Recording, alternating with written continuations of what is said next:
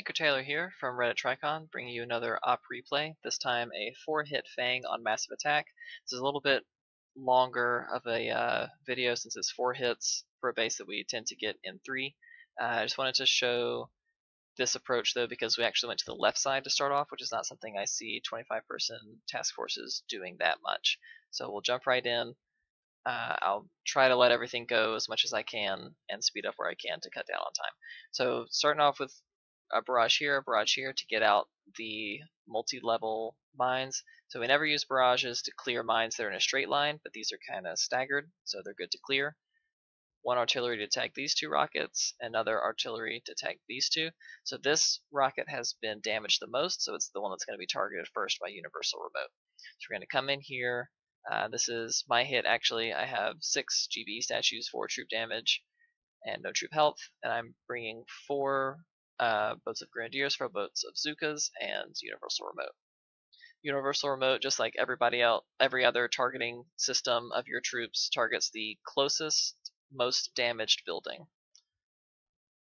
So this is the most damaged building the most damaged building in range, I guess I should say. This is the most damaged building in range. This is what's going to get targeted first by Universal Remote. I'm going to quickly re-smoke Everspark so that she doesn't die to all these cannons.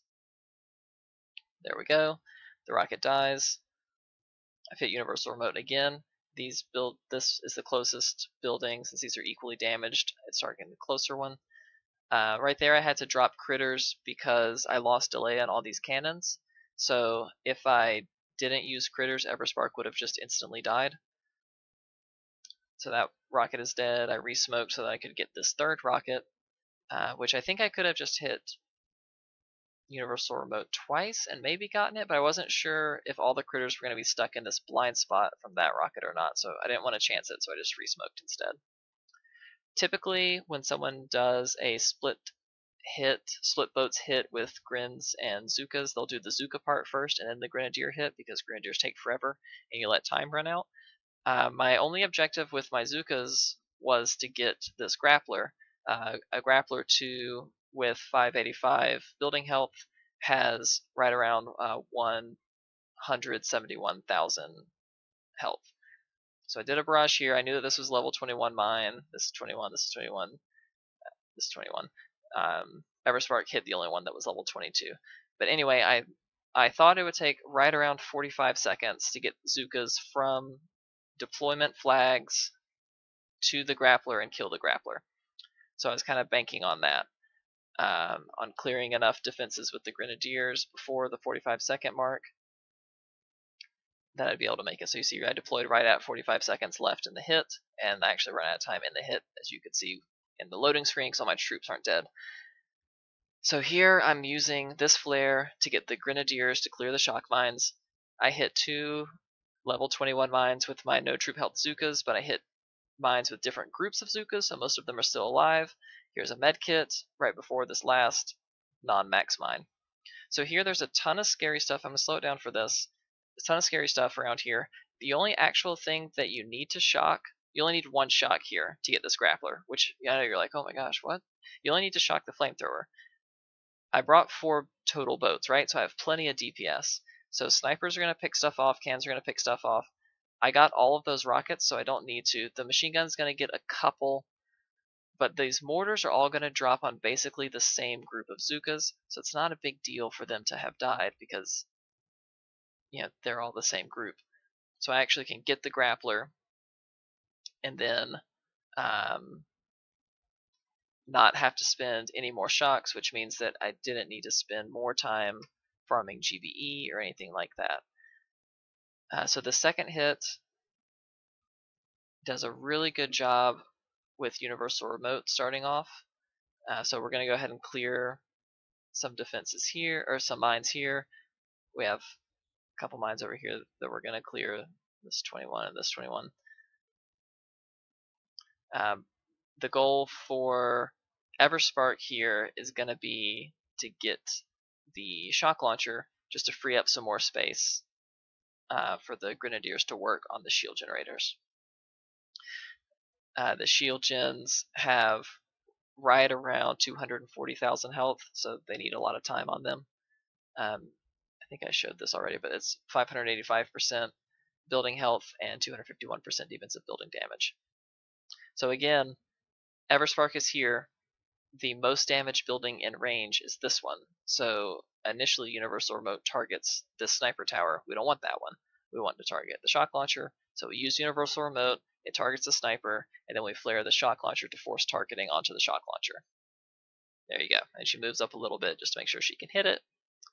And she does. You don't need to resmoke her because that's the only building that we wanted dead. It'd be nice if we could, use Universal Remote on prototypes, because then we would have used it on the hotpot as well, but you can't. So in Task Force 25s, we sometimes do this. We do 2 boats of Zookas and critters to shield from the snipers. Boom Beach Finlandia has a really nice video where they actually use a boat of tanks with the Grenadiers. Tanks obviously have more health and less DPS than Zookas, but since they're Task Force 50, they have a lot of members that still have troop health, and we don't really have that luxury. So we sometimes use some boats of Zookas to basically do the same thing. Now, unfortunately, these Zookas, they're going to kill the snipers, which is great. It would be really nice, in hindsight, if we could have destroyed both of these flamethrowers. And I'll kind of point out why that's an issue. Like right here, we flare onto the sniper tower, which is great because the objective of the Zookas is to kill the snipers. But if we had been able to get this flamethrower, it would have been really helpful. The problem is that Grenadiers, like everything else that we've talked about, target the most damaged building in range. For them, that's this flamethrower. So some of them, the flamethrower was out of range, then moved over to the sniper. Now the flamethrower is for sure more damaged than the sniper, though. So we're going to reflare here, but we're going to target the flamethrower because it's more damaged. We were spending all these shocks to keep this going, but they're just not getting this flamethrower down, and it's still the most damaged building. And it's a little bit unfortunate. Because this hit, it started off really strong, and definitely had the potential to get all the snipers and those shield gens, but just ran out of time and troops because of the Grenadier targeting. When he reflares them, and then they keep just hitting on the flamethrower. If the flamethrower had gone down sooner, would have been able to save a ton more Grenadiers and probably salvage the hit. But that's not how it went down. So here is another 6-4, 6 GBE, 4 troop damage lineup, this time with battle orders and bringing all Grenadiers. The goal of this hit is to destroy the shield generators and as many other defenses as possible. But basically, shield generators, mines, snipers, and core defenses is the goal of this hit. So I'll speed it up because Grenadiers take a really long time, and Brick is dead already. Heroes die really fast. So critters are helping out to clear the mines that are between the Grenadiers and the buildings that they're targeting. So all the shields are down now, which is great. So check mark there. We still have some defenses that we're trying to get down. That's basically as good as we're going to get. We still have the shock mine, so let's reflare there, and then the Grenadiers will move up into it and take it out. Beautiful. Really smart flare location to get them to walk into the shock mine to finish clearing it for the next hit. The final hit that I'm going to show on this Fang, since it was the last one on this Fang, is our resident HZ specialist. He's also 5/5, so brings a ton of damage, and we're bringing battle orders, so even more damage. Big thing off the bat is going to be to get down these machine guns so they don't just melt through the heavies right away.